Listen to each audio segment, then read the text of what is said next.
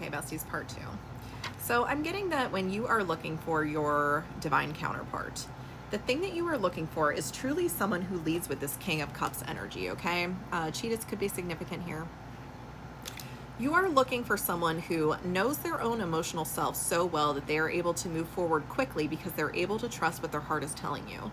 So you are looking for this person who, if they feel deeply about something, that is kind of what compels them forward. That is the thing that drives this person.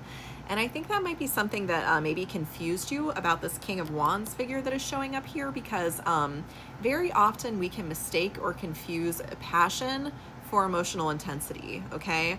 And I'm getting that this King of Wands figure does have a lot of emotional intensity, but it's not really grounded in a mastery of their own emotions. It's almost just like an overflow of them, okay? It's like they have so much passionate energy that maybe they're just very emotional because of that. You know, they could be like angry.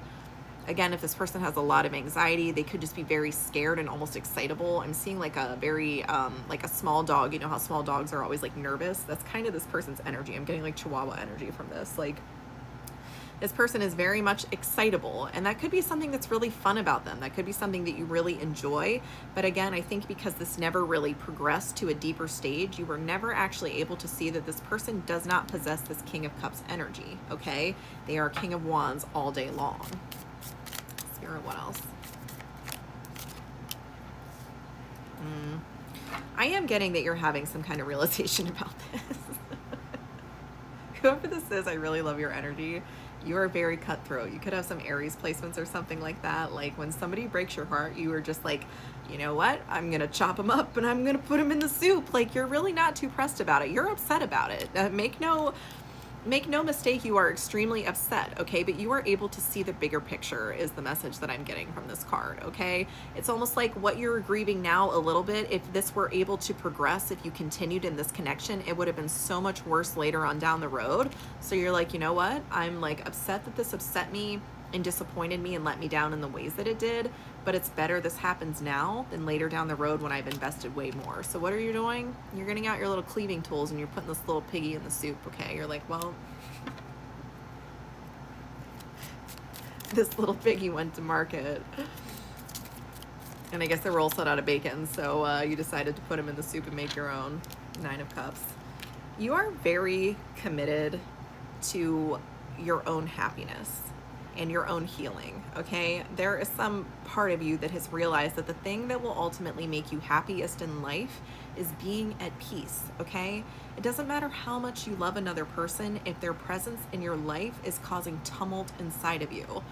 The whole reason that you're looking for this counterpart, you know, this King of Cups counterpart, is because you want someone who complements you emotionally, okay? Someone who is able to understand how deep and vast of a person that you are.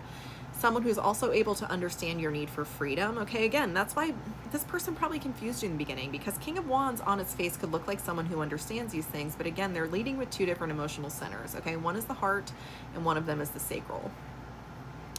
You are someone who values those things, values passion, values creativity, but I think above all else, you value how someone makes you feel, okay? This could be somebody who grew up in kind of like an unstable home environment, something about like your parents being able to meet your emotional needs. That ability to do so was a little bit shaky, okay? So that has kind of informed your decision to move forward in search of a counterpart who doesn't make you wonder, who doesn't leave you out in the cold in that way, okay?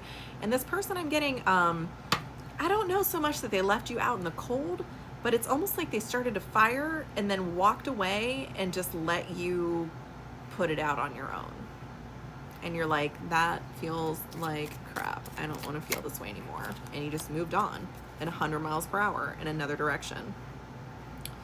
Hierophant and the 5 of Swords. You realize that this person, while they might possess, I'm hearing the crude oil, they might possess the innate ability to do these things, but they are so young, they are so green. You know, this person needs to transform. They need to go through a transformation. And I'm getting that they are going through a transformation. That's why they're having all these thoughts. You know, this is kind of like a forced transformation on the part of spirit. But they definitely need to almost like ramp up their enlightenment journey or something if you were ever to be a viable counterpart for them, okay? It's like this person's consciousness is just, again, you know, you're the same, but there's something that's not quite aligned, is the word I'm looking for. You ultimately are looking for a masculine energy that is simply a lot more mature. Okay, this person, again, they might have some qualities that you like. They might be fun, they might be exciting, they might be passionate. There's some things, you know, that maybe you're never bored with this person, but ultimately you're looking for this stable energy. You're looking for someone who can provide all of those qualities and also meet your emotional needs. Okay, you want someone who's kind of almost getting like a Renaissance man energy from the man that you're looking for, or the masculine energy that you're looking for. Okay, this is like someone who is extremely protective over your emotions. That's what I'm getting, all right? And this person, it seems like they had no problem eliciting a bunch of emotions in you, but then they just disappeared, okay? They left you holding the bag over the emotions that they themselves like showed up and volunteered to elicit in you. And I'm not sure that this person like had some evil dastardly little plan, you know, that they were going to do that. I just think that the intensity of their own emotions overwhelmed them, and they just shut down. They have very much like a freeze response, you know, to stress or conflict. And so they just kind of shut down, and you were just like, well, I'm not going to stand here forever. Like, if you're not going to do anything, I'm just going to get up and walk away. And that's what you did.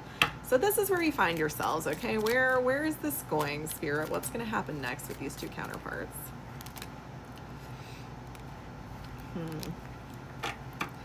There is very much this energy of like, whether or not you even want this to be true, and I'm getting a lot of resistance as I'm saying this, so you might not want to feel this way, but I am getting that there is this energy of you guys like holding a vigil for one another. Okay, there's this energy very much of like, you're kind of out like wondering like, is this the end? Like, will I hear from them again? What's going to happen? Though you're both feeling that way, you're both holding back. Neither one of you is moving forward. But I kind of get it's for different reasons. For you, I feel like it's more stubbornness. You're just like, you're not giving me what I want, so why the heck would I go run after you and be like, wait, can you disappoint me some more? Like, come back and give me even less of what it is I'm looking for. You're like, I already know what this is. Like, I'm just going to move forward. This other person genuinely feels so overwhelmed.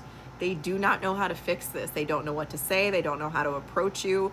There could be something standing in the way from this. Maybe there's like a block or something like that. You know, maybe one of you blocked the other or something like this. This person is like, you know, if they were in this emperor energy, they could just move that block out of the way. Okay, there's like other ways to talk to somebody when they don't want to talk to you, or when, you know, there's something standing in your way. But again, this person is very much like almost like infantilized or something. They could be the baby of the family. You know, they could just kind of have this energy of like, they want to be chased, they want to be babied or something like that. And this is like where you are, where you're standing, what you're looking for. Like, there are no babies here, okay? Like, you can't, there's no kids table. If you want to be over here, you have to sit on the throne, okay? You can't just be like a court jester. You got to show up and be the emperor. You know, you got to be the king that stands behind this very powerful figure.